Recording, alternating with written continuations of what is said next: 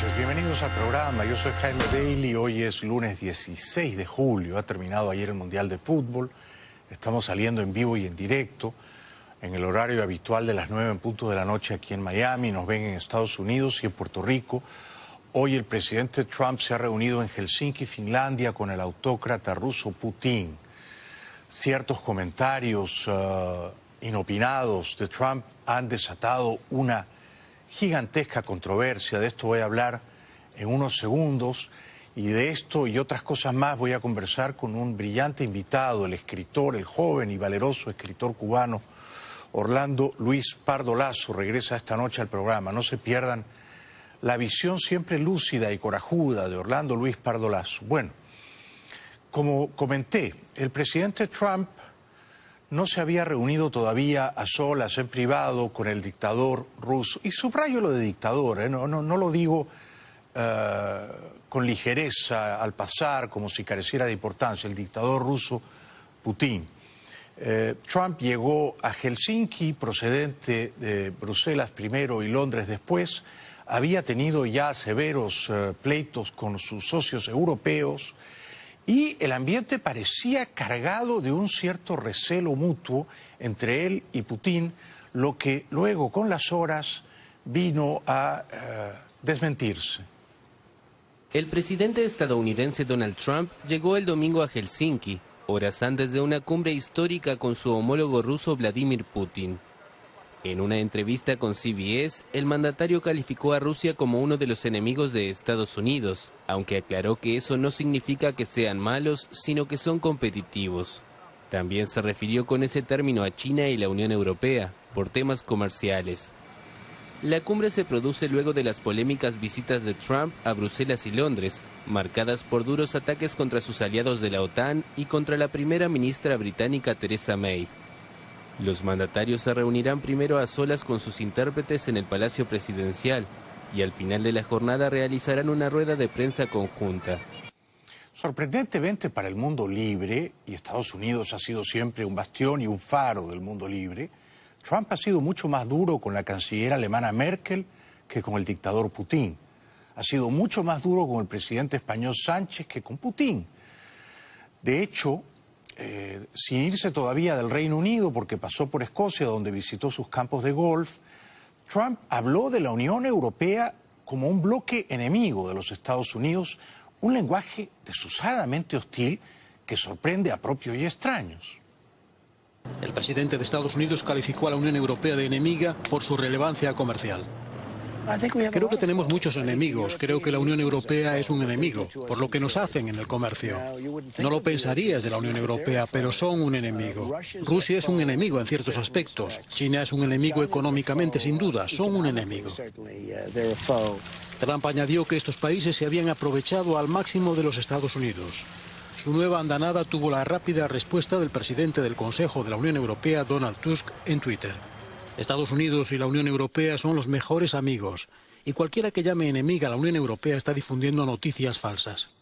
Y es que Trump no debería plantear en términos inamistosos su relación comercial con Europa. Estados Unidos ha sido siempre un socio y un aliado fundamental de los países libres de Europa.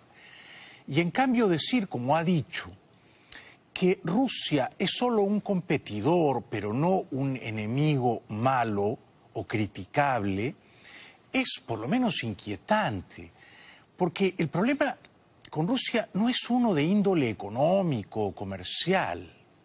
El problema con Rusia es uno de índole moral.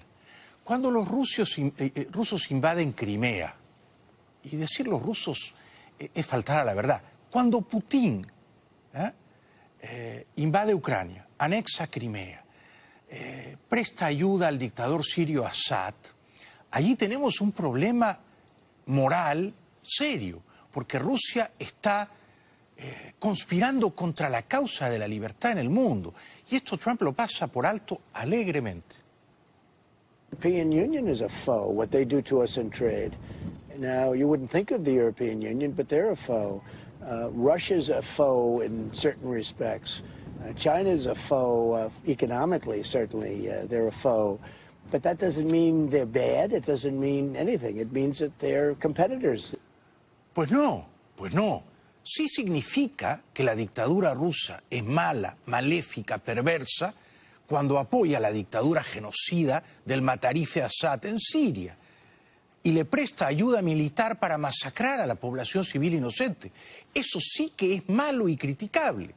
Y Trump calla en 7 idiomas. Cuando los rusos invaden Crimea, invaden y se tragan, se fagocitan Crimea, esto sí que es malo. Entonces que Trump diga, son nuestros competidores comerciales, pero no son malos, cuidado con ese lenguaje, porque era el preludio de lo que luego ha sido verdaderamente bochornoso. El encuentro entre Trump y Putin, una cumbre en Helsinki a alto nivel en la cual el presidente de los Estados Unidos dice que confía más en el autócrata ruso que en la policía y el Departamento de Justicia de los Estados Unidos. Donald Trump y Vladimir Putin se reunieron el lunes en Helsinki. La primera y esperada cumbre entre los presidentes de Estados Unidos y Rusia tiene lugar 18 meses después de que Trump asumiera el poder. He estado aquí desde no hace mucho, ya casi 2 años, pero creo que terminaremos teniendo una relación extraordinaria, eso espero. Siempre he dicho, y estoy seguro de que lo escuchó durante mi campaña, que llevarse bien con Rusia es algo bueno, no malo. Ha llegado el momento de hablar de manera sustantiva sobre nuestras relaciones bilaterales y áreas problemáticas del mundo, y son muchas. Pocas horas antes de la cumbre, Trump afirmó en un tuit que las tensas relaciones entre Washington y Moscú se deben a la caza de brujas del FBI, que investiga la influencia rusa en las presidenciales estadounidenses de 2016. Es decir, y esto lo vamos a ver minuciosamente esta noche y en detalle, porque es un verdadero escándalo mundial, ¿no? Y a Trump lo están criticando no solo desde el campo demócrata, no solo los líderes europeos, pero los principales líderes del Partido Republicano. John McCain y Paul Ryan y ex jefes de la CIA están diciendo esto es traición. Es decir, Trump no puede reunirse con el autócrata ruso y decirle, yo te creo, tú no espiaste, tú no interferiste en la campaña de Hillary.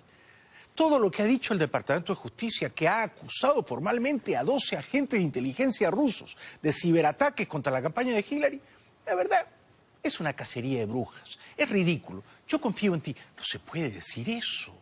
Simplemente lo que ha hecho Trump es escandaloso.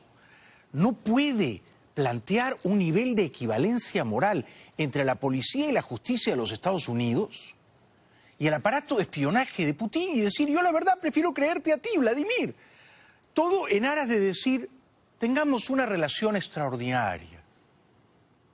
Donald Trump quiere que sus relaciones con Rusia sean extraordinarias. Si hace unas horas el presidente de Estados Unidos hablaba de pocas expectativas sobre su reunión con Putin en Helsinki y destacaba que las relaciones con Rusia nunca habían estado peor, Donald Trump ha vuelto a cambiar de tercio y a sorprender con sus declaraciones de cara a la cumbre de Helsinki, donde se están abordando cuestiones espinosas como la guerra en Siria, el conflicto en Ucrania o las sanciones occidentales que desde 2014 golpean la economía rusa. Aquí el tema de fondo, más que Crimea, Ucrania o Siria, ¿no? El corazón moral del conflicto es que una potencia extranjera y abiertamente hostil a los Estados Unidos, Rusia, hace 2 años interfirió groseramente en las elecciones internas de este país. Hubo toda una conspiración, un complot diseñado por Putin y ejecutado por sus espías, por sus más avesados agentes de inteligencia, para dañar la campaña de Hillary, y en efecto fue severamente dañada, y para propiciar el triunfo de Trump. De hecho, en un momentito vamos a ver a Putin diciendo, sí, yo quería que tú ganaras, porque tú habías dicho que si ganaba nos íbamos a llevar bien. Entonces, no puede Trump decir que esa interferencia no ocurrió, porque las evidencias de que en efecto ocurrió son irrefutables, incontestables. La policía y la justicia de los Estados Unidos han demostrado que ocurrió un acto grosero de espionaje de los Estados Unidos contra la campaña de la señora Clinton. Y entonces Trump, de cara a Putin, le dice, yo la verdad no le creo a la justicia de mi país, yo te creo a ti, vamos a restaurar la confianza. Esto ha dejado una impresión paupérrima sobre el liderazgo moral que tiene que ejercer el presidente de Estados Unidos. Muchas declaraciones de buenas intenciones han marcado la rueda de prensa conjunta que han ofrecido el presidente estadounidense y su homólogo ruso tras su primera cumbre bilateral en Helsinki. Vladimir Putin señaló que el encuentro ha servido para restaurar la confianza después de un periodo difícil que, según dijo, no tenía razón de ser porque el Kremlin no intervino en modo alguno en las últimas elecciones presidenciales de Estados Unidos. A la pregunta de un periodista estadounidense, Putin admitió que quería que Trump ganase las presidenciales porque había manifestado su intención de mejorar las relaciones con Rusia. Pero es una ingenuidad, la verdad, estremecedora que Trump le crea a Putin. Putin no le va a decir, sí, yo ordené que mis espías dañaran la campaña de Hillary y te ayudaran a ti. No se lo va a decir en público ni en privado. Putin no le va a decir, sí, como no, yo de vez en cuando mando envenenar a ex espías rusos en Londres y sus arrabales. Putin lo va a negar. Putin es un espía, es un agente de inteligencia. Entonces, que Trump decida frente al mundo, decida que le va a creer a Putin y no a la justicia y a la policía de Estados Unidos, a mí me deja frío, helado. Y luego Trump dice que está optimista porque él cree que esa cacería de brujas de la justicia de Estados Unidos no va a llegar a buen puerto.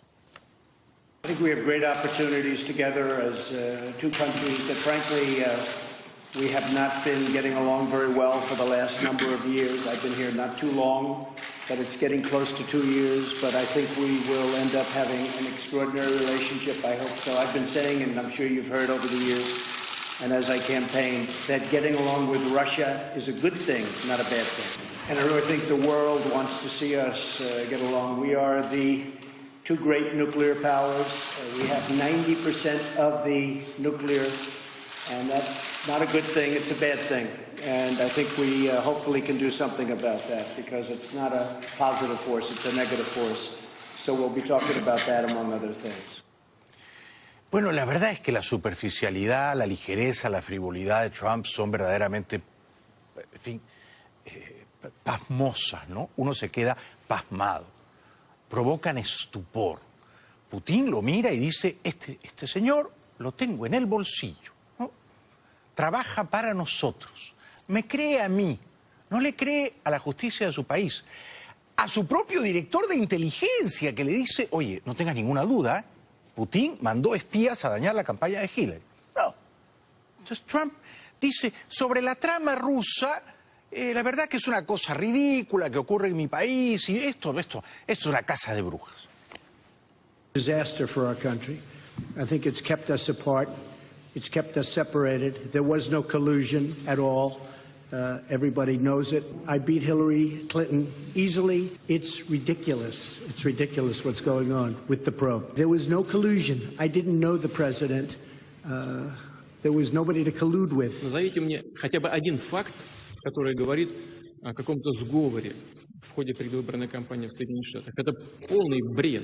So I have great confidence in my intelligence people, but I will tell you that President Putin was extremely strong and powerful in his denial today. And what he did is an incredible offer. He offered to have the people working on the case come and work with their investigators with respect to the 12 people. I think that's an incredible offer. Pero por favor, por el amor de Dios, ¿cómo puede Trump sugerir que el fiscal Robert Mueller, que dirige una investigación prolija, independiente, sobre la trama rusa, debería mudarse a Moscú para cotejar sus hallazgos, sus pesquisas con los investigadores rusos? Esto es de un candor que uno se queda helado. Porque es que en Rusia no hay justicia independiente, señor Trump. En Rusia no le van a decir a usted la verdad. Es obvio que Putin mandó a un equipo de inteligencia a hacer ciberataques contra la campaña de Hillary porque Putin detesta a Hillary. E hizo todo lo posible para destruirla electoralmente y en parte lo logró. Pero lo que es muy, muy deplorable es que el presidente de Estados Unidos hable mal, que diga que es una cosa ridícula y desastrosa, de su propio sistema policial y judicial. Esto no lo puede hacer frente a un autócrata ruso que luego sigue mintiendo, ¿no? Porque Putin dice, alguna gente dice que yo tengo un material comprometedor contra usted, señor Trump. Seguramente lo tiene, sí, seguramente lo tiene. Pero no, yo no tengo nada. De hecho, cuando usted vino a Moscú en aquel viaje como empresario privado, yo, dice Putin, ni me enteré. Y Trump le cree. Ведь тоже работал в разведке. И знаю, как составляются соответствующие досье. В споре подобного рода может вынести только суд, а не оперативные службы. Якобы мы собирали компромат на господина Трампа, когда он приезжал в Москву. Уважаемый коллега, когда господин Трамп приезжал в Москву, я даже не знал, что он там находится. Я с уважением отношусь к президенту Трампу, как к главе американского государства. Но когда он приезжал в качестве бизнесмена, я даже не знал, что он находится в Москве. Yo creo que Putin miente con aplomo profesional. Es un agente de inteligencia. Él dice que no sabía que Trump estaba de paso por Moscú. Hay fuentes muy confiables que dicen que a Trump lo grabaron con prostitutas en el Hotel Ritz en Moscú y que esas cintas las tiene Putin. Puede que ese sea un rumor sin asidero, puede que sea uno con fundamento. Pero en cualquier caso, lo que uno no puede hacer es creerle a pie juntillas a Putin. Eso sí que no. Es decir, eso es de una inocencia, de un candor, de una puerilidad de escolares. No puede uno ir a Helsinki y reunirse con Putin y creerle todo lo que le dice. No, yo no espié a Hillary, no, yo no mandé espías a hacer ciberataques. No, yo nunca supe que estabas de paso por Moscú. No tenemos material comprometedor contra ti. Es toda una operación de inteligencia diseñada para engatusar a los incautos. Ahora, Trump es un incauto, se deja embelezar de esta manera por el tirano ruso. Luego, bueno, Putin dijo que no, que él nunca había querido interferir en los asuntos internos de Estados Unidos en la campaña electoral. But our relationship has never been worse than it is now.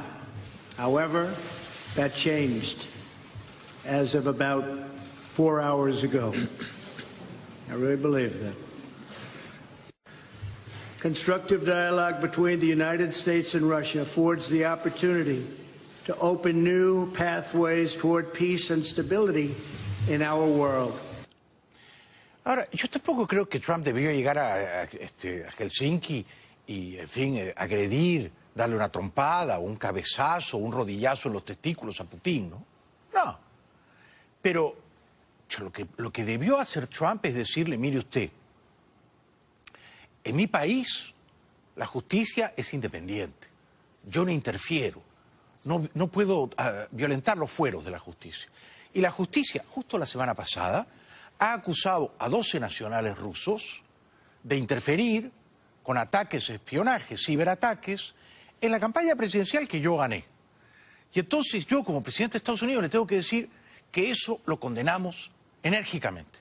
Y que Rusia y ningún país extranjero puede meter sus narices en las campañas electorales de Estados Unidos. Y esto hay que decírselo. Hay que decírselo con firmeza y en un tono cordial, pero hay que decírselo, ¿no? Defendiendo la soberanía de Estados Unidos, que fue obscenamente violada por los espías rusos. Entonces, claro, Putin hoy, la verdad, estaba extasiado, ¿no?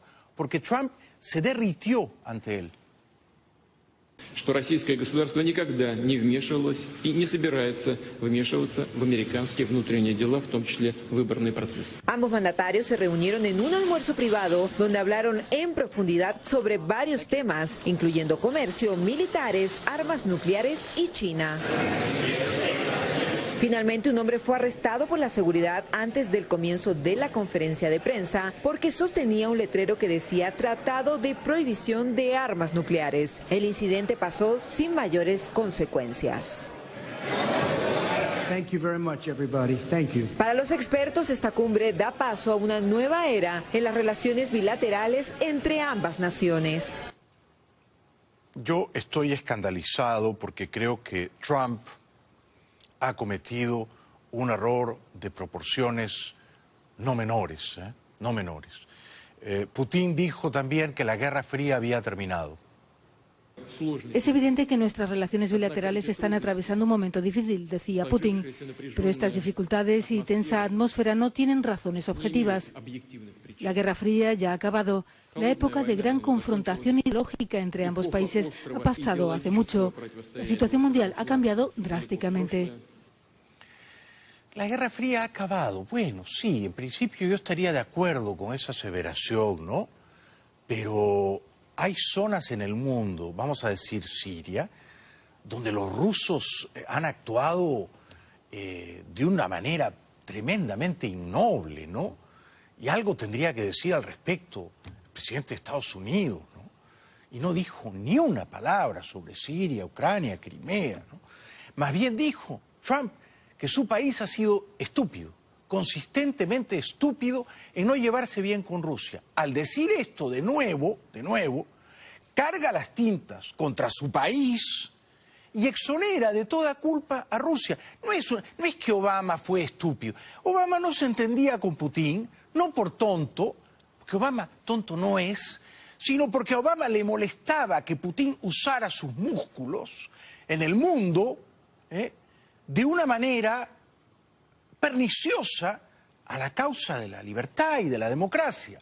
Y que Putin sea, como es en efecto, un enemigo sistemático y vicioso de la libertad, donde quiera que sea. Y esto no es una cuestión de ser estúpidos en casa. Hago responsables a los dos países, aseguraba por su parte Trump. Creo que Estados Unidos ha sido estúpido. Creo que todos hemos sido estúpidos. Deberíamos haber tenido este diálogo hace mucho tiempo, antes de asumir la presidencia. Creo que todos tenemos la culpa. Estados Unidos ahora ha dado un paso adelante, junto a Rusia. Ahora nos reunimos y tenemos la oportunidad de hacer grandes cosas. No, pero es que esto de todos tenemos la culpa y hemos sido estúpidos en casa. No, no todos tenemos la culpa. Es decir, Rusia se anexó Crimea. Estados Unidos no se ha anexado Cuba, ¿o sí? Rusia invadió Ucrania. Han mandado matar un montón de gente en Ucrania. Entonces, Estados Unidos no. No hay una equivalencia moral entre el gobierno libre de Estados Unidos y la tiranía asesina de Putin. Y es una tiranía asesina porque Putin manda a matar gente enemiga, hostil, sistemáticamente. Entonces, la verdad es que la impresión que deja Trump en esta cumbre de Helsinki, para mí, que no soy ni demócrata ni republicano, para mí no es pobre, es paupérrima. Está muy por debajo de las expectativas de la historia. Y no ha dado la talla. Y no ha defendido la superioridad moral e intelectual de los Estados Unidos frente a la viciosa dictadura rusa. Regresamos después de la pausa. Les voy a contar todo lo último de Venezuela y de Colombia, pero sobre todo de Nicaragua. Lo de Nicaragua es terrible.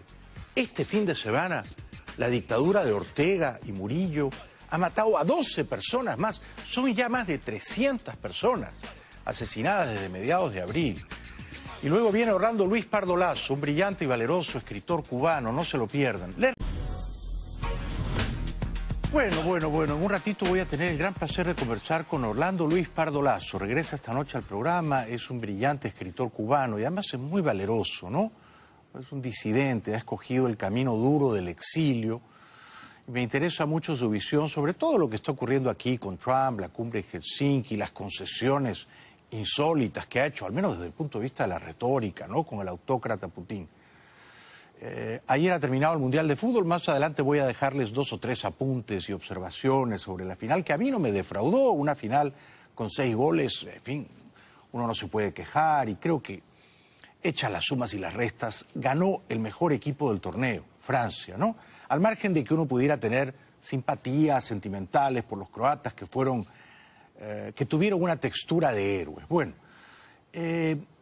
López Obrador, el presidente electo de México, que recién va a asumir el primer día de diciembre, o sea, tiene unos buenos meses para prepararse bien, se ha reunido este fin de semana con el director, el exdirector de la CIA y ahora secretario de Estado, Mike Pompeo, y con el secretario del Tesoro y me parece que también con el yerno del señor Trump.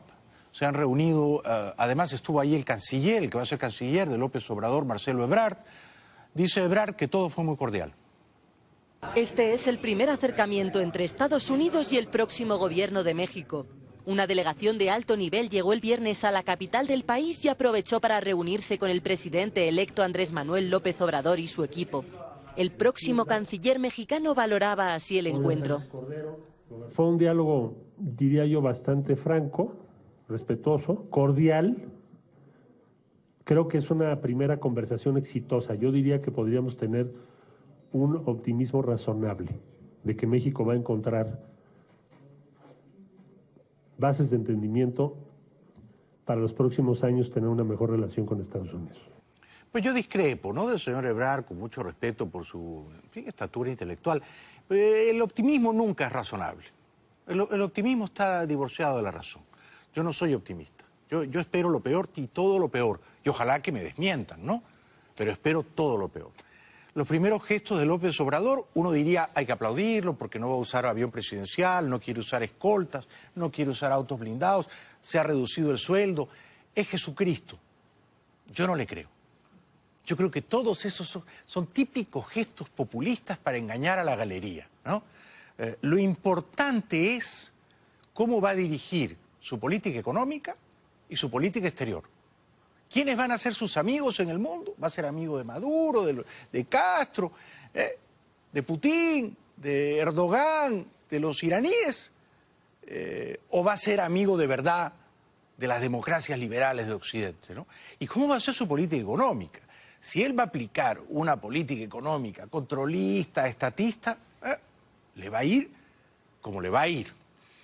Bueno, Pompeo, que se ve que no le hace ascos a la comida, me cae bien Pompeo por eso, ¿no? Se ve que él sí que se come todos los canapés. Se reunió con Peña Nieto. Su primera parada fue con el presidente Enrique Peña Nieto, con quien trataron el espinoso asunto de la migración. El presidente de la República habló con el secretario Pompeo y el resto de la delegación sobre la gran preocupación que existe en México por los niños que han sido separados de sus padres en la frontera, y pidió al secretario Pompeo, a la secretaria Nielsen y al resto de la delegación que se hagan los máximos esfuerzos para lograr su pronta reunificación familiar. Bueno, y López Obrador, como les dije, ha anunciado un montón de medidas destinadas a, en fin, recortar los gastos y a dar un ejemplo de austeridad. Entre ellas va a ganar mucho menos de lo que ganaba. Creo que el presidente de México ganaba alrededor de 10 o 12 mil dólares mensuales, ahora va a ganar 5,000 y pico. A partir del 1 de diciembre, que inicia su mandato, ganará mensualmente 108,000 pesos mexicanos, lo que equivale a 16,422,000 pesos colombianos. Ya había anunciado despojarse de algunos privilegios presidenciales, como no tener avión presidencial ni seguridad oficial. Yo desconfío de los políticos que llegan al poder y dicen, me bajo el sueldo, elimino el sueldo, no me paguen nada, nada. O todo lo que gano lo voy a donar a los niños pobres. Yo desconfío, porque esas son las pirañas. Cuidado con esos, los que simulan ser virtuosos. Esos son, a la larga, los que meten la mano en la lata. Bueno, vamos a Nicaragua. Es un escándalo lo de Nicaragua. Y el mundo mira a otro lado. Es un escándalo que la Casa Blanca no diga nada, no actúe, no tome medidas, ¿no? Que las democracias importantes de América no se pronuncian de modo enérgico contra la satrapía tropical de Ortega y Rosario Murillo. Han matado a más de 300 personas en 3 meses. Solo este fin de semana han asesinado a 12 muchachos más. Continúa la violencia en Nicaragua. Un civil y un policía murieron este viernes en el ataque al barrio Monimbó, en Masaya, por parte de las fuerzas del gobierno. Mientras tanto, el presidente Daniel Ortega abogaba por la paz en otro punto de la ciudad. Masaya es el destino de la caravana del repliegue, que cada año conmemora la gesta de la guerrilla sandinista antes de derrocar al dictador Somoza en el 79. Este viernes arrancaba desde Managua con un ambiente festivo por parte de los seguidores de Ortega. Mientras en la capital del país, calles vacías y negocios cerrados. La oposición tenía convocado un paro general de 24 horas para pedir elecciones anticipadas o la renuncia de Ortega. Una renuncia que tiene que ocurrir, que el país entero le reclama de pie y que el tirano desalmado y cruel de Ortega va a tener que presentarle a la nación, porque los nicaragüenses están hartos, asqueados de la podredumbre moral de la familia Ortega que se ha adueñado del país, de un modo parecido a lo que ocurría con los Somoza. Es increíble cómo Ortega ha terminado siendo un vástago más de Somoza, un entenado lejano de Somoza, ¿verdad? Porque él y su esposa y sus hijos son los dueños del país. El país es una chacra para ellos. Y entonces, como se sienten invulnerables, todopoderosos, mandan a sus matones. Tengan en cuenta que las dictaduras no pueden subsistir, pervivir, sin matones en las calles. El dictador es ante todo un matón, es alguien que ejerce el poder con prepotencia. Por consiguiente, necesita un ejército de matones, de sicarios, de agentes parapoliciales. Los colectivos les llaman en Venezuela. En Cuba en su día las llamaban las turbas divinas, ¿no? Y entonces, claro, van los matones de Ortega y violentan el aire sacrosanto de los templos católicos, aporrean y dan golpizas y patadas a los curas y matan gente dentro de las iglesias. Esto yo no lo he visto nunca. El asedio y ataque a balazos de fuerzas del gobierno nicaragüense contra una iglesia en Managua dejó 2 jóvenes muertos. Unos 200 estudiantes estaban atrincherados desde el viernes en el Templo Divina Misericordia, donde se refugiaron al ser atacados en la Universidad Nacional Autónoma de Nicaragua. Tras unas 20 horas bajo hostigamiento de antimotines y paramilitares, lograron salir por gestión de la Iglesia Católica. Horrible, de pánico, miedo, todos los muchachos que estábamos ahí sentíamos aquel terror de que en cualquier momento mataran a todos porque estábamos rodeados, de todas partes venían las balas. Si no era desde adelante era por atrás, si no era de al lado era del otro lado. O sea, este fin de semana han matado a 12 muchachos opositores. Cuando digo han matado, los autores morales e intelectuales de ese crimen son Daniel Ortega y Rosario Murillo. Ellos han ordenado matar a 12 muchachos. A 2 de los jóvenes, todos con disparos en la cabeza. O sea que no son balas perdidas. No es que les tiran globos de agua como en carnavales. Disparan a matar. A 2 de ellos los han matado dentro de una iglesia. Y el obispo auxiliar de Managua dice, mal que mal, hemos tenido un fin de semana positivo porque solo mataron a 2. Los jóvenes que murieron tenían disparos en la cabeza. El cardenal Leopoldo Brenes, arzobispo de Managua, señaló a las autoridades del gobierno como únicos responsables de estas acciones. Lo importante para nosotros como sacerdotes era resguardar la vida de todos estos jóvenes y creo que, a Dios gracias, ustedes lo han mirado, ingresar ahí en los autobuses, la mayoría viene bien, algunos quizás alterados de los nervios, y desgraciadamente lo que nos duele los 2 fallecidos que tuvimos en esta mañana. Bueno, está bien que la iglesia actuó correctamente, está del lado justo del conflicto, está del lado de la historia. Y es verdad también que la iglesia salvó la vida de muchos muchachos, pero lo dice con una ligereza como desgraciadamente mataron a 2 muchachos. 2 muchachos son muchos muchachos, señor obispo Brenes. 2 muchachos los han matado dentro de la iglesia, profanando, vulnerando una cosa que debería ser sagrada, ¿no? Los templos religiosos en general no deberían prestarse a actos de violencia política, pero los Ortega no respetan eso ni nada, ¿no? Y la prensa internacional informa con cierta gelidez, distante, indiferente. Este fin de semana mataron a 12 personas más en Nicaragua. Claro, si fuera un hijo nuestro, una hermana nuestra, no sería la cosa tan así distante, ¿no? Una nueva manifestación reclamó el domingo la renuncia del presidente de Nicaragua, Daniel Ortega, tras un sangriento fin de semana que dejó 12 muertos. El pueblo tiene de Ortega asco total porque es un genocida. Más que el miedo él lo ha infundido solo por sus ráfagas de disparos, de AK, de fusiles, no más. Pero de ahí el pueblo lo pierde a pesar de la represión, seguimos en las calles. Porque es lo que tenés que hacer, tu revolución viene desde aquí. El domingo, policías y paramilitares arremetieron contra la ciudad de Masaya y comunidades vecinas en el sur del país para remover los bloqueos de carreteras de los manifestantes contra el gobierno. La operación dejó 10 muertos, entre ellos 4 paramilitares y 20 heridos, según la Asociación Nicaragüense Pro Derechos Humanos. Bueno, son muchos muertos ya, ¿no? Es mucha sangre inocente derramada en Nicaragua. Yo ruego a los opositores nicaragüenses que no abandonen las calles, que no se replieguen a sus casas, que no se dejen intimidar por los matones, los sicarios de la dictadura. Hay que resistir en las calles hasta tumbarse a Ortega. Si se rinden y abandonan las calles y vuelven a la normalidad mansa y tranquila y obediente, a Ortega y la diabólica Rosario Murillo no los va a sacar nadie del poder, nadie. Y se van a atornillar ahí.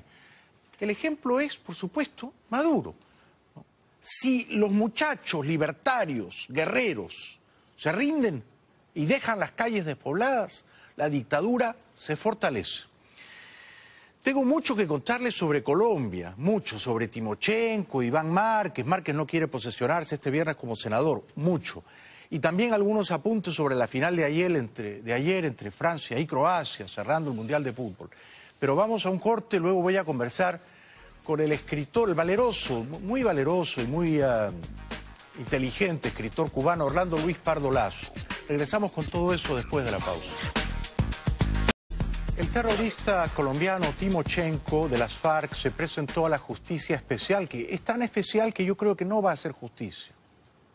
Con Timochenko a la cabeza, los jefes rebeldes de las FARC llegaban este viernes al Tribunal Especial de Justicia creado dentro de los acuerdos de paz, para responder por los secuestros del grupo guerrillero.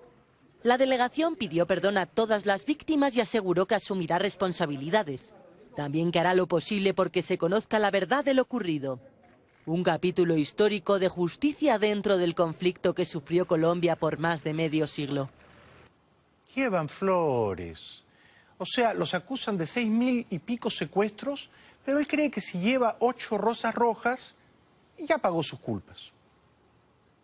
Colombia abrió el viernes un histórico capítulo de justicia dentro de su conflicto. Los otrora jefes rebeldes de las FARC se sentaron al banquillo por primera vez para responder por miles de víctimas de secuestros como parte del acuerdo de paz. Pedimos perdón a todas ellas. Haremos hasta lo imposible porque puedan conocer la verdad de lo ocurrido. Asumiremos las responsabilidades que nos correspondan. Durante su prolongada y fallida lucha por el poder, las FARC raptaron a personas con fines económicos y políticos. La Fiscalía ha documentado 6.162 casos de secuestro que involucran a los rebeldes, con 8.163 víctimas. Es increíble. Entre tanto, el terrorista de las FARC, Iván Márquez, no va a posesionarse como senador. No le interesa, la verdad le parece aburrido este viernes. Iván Márquez declinó asumir como senador en Colombia el próximo viernes. El número 2 y ex jefe negociador de la exguerrilla FARC hizo pública su decisión el lunes a través de una carta en la que fundamentó su decisión en 3 razones. La captura con fines de extradición de su coideario Jesús Santrich, acusado de narcotráfico por Estados Unidos, la modificación de lo pactado con el gobierno y la falta de condiciones para el tránsito de la rebelión armada a la política legal. Él y Santrich eran parte de la lista de congresistas de la exguerrilla que deben asumir sus bancas el 20 de julio.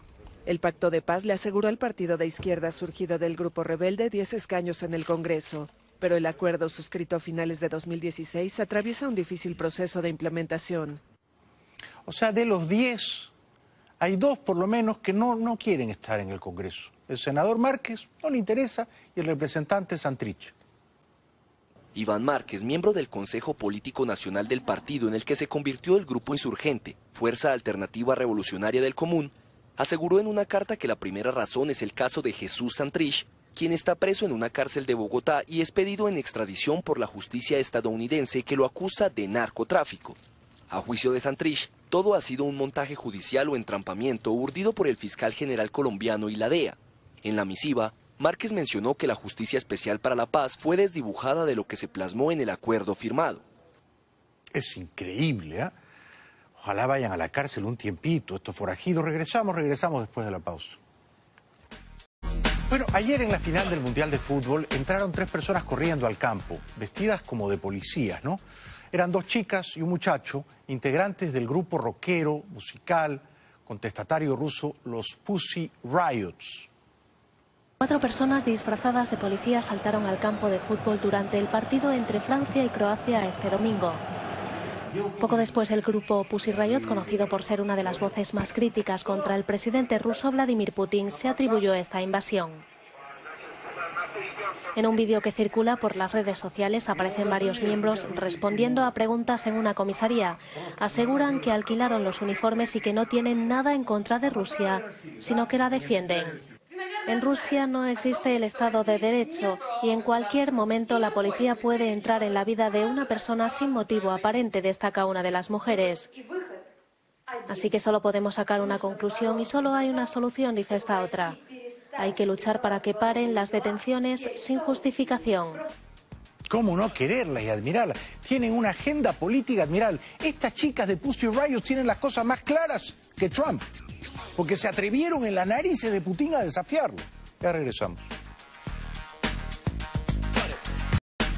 Bueno, tenía ganas de compartir con ustedes algunas imágenes de la final de ayer del Mundial de Rusia. Quizá lo haremos mañana martes. Además, mañana lo anuncio, Erwin. Viene Otto Reich, que fue muy poderoso y influyente diplomático.